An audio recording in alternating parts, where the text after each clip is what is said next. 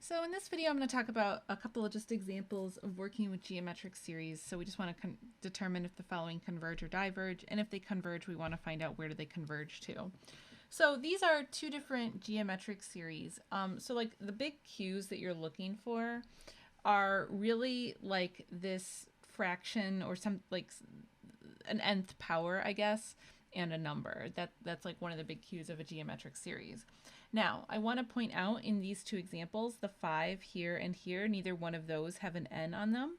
So I'm going to show you how to kind of deal with that. But these are like your classic, I guess, like geometric series, okay? So let's just jump right into this then. Okay, so we want to view this correctly, and sometimes the way that these are written, it can look like a little tricky, but one of the properties of working with a series, so this is going to just be considered constant. It doesn't have an n associated with it. So I can actually factor this out if I want to, if I'm like having trouble kind of looking at this. And that allows me now to see that this is really -1 over 4 to the nth. So that's really the thing that I'm looking for. So when this fraction here, this thing to the nth power, when this fraction is less than 1, then it's boom, done, the series converges. So geometric series, like once you kind of know what you're looking at, it's a very quick conclusion whether it's going to converge or not. And the cool thing with geometric series is that we can actually determine where they converge to. So I can now use a formula. So for that formula, I'll just take the constant, if you have one. So in this case, it's 5. That goes on top. And then it's 1 minus whatever this fraction is. And by the way, when I said this has to be below 1, the absolute value of it has to be less than 1. So this is, the absolute value of this is 1/4. That's still less than 1. Okay, so anyways, all right. So now I just plug this fraction straight in. So this is -1/4. And so then I know that this becomes 5 over 1 plus 1 over 4. So this is going to be 5 over 4. And so when all is said and done, this will just simplify to 4.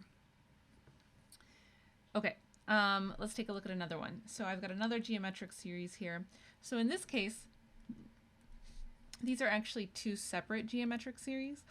So I can break this up into two different series if I want. So for the first one, so notice the 5 once again doesn't have an n, so I'm just going to bring it out in front, and then I can rewrite the series as 1 over 2 to the n. So I can include a 1 in here because 1 to the anything is just going to be 1, so I can just rewrite it so that I can clearly see the fraction. And then I can set up a second series. This will be 1 over 3 to the n. So you are allowed to break up series as you see here. And now I can pretty easily tell once again whether these converge or not. 1/2 is less than 1, so this series is going to converge. 1/3 is also less than 1, so this series is also going to converge. So where are they going to converge to? Well, now I just take the sum formula twice. So this will be 5 over 1 minus 1/2. And then there's no constant here, so I'll just put a 1 here, and this will be 1 minus 1/3.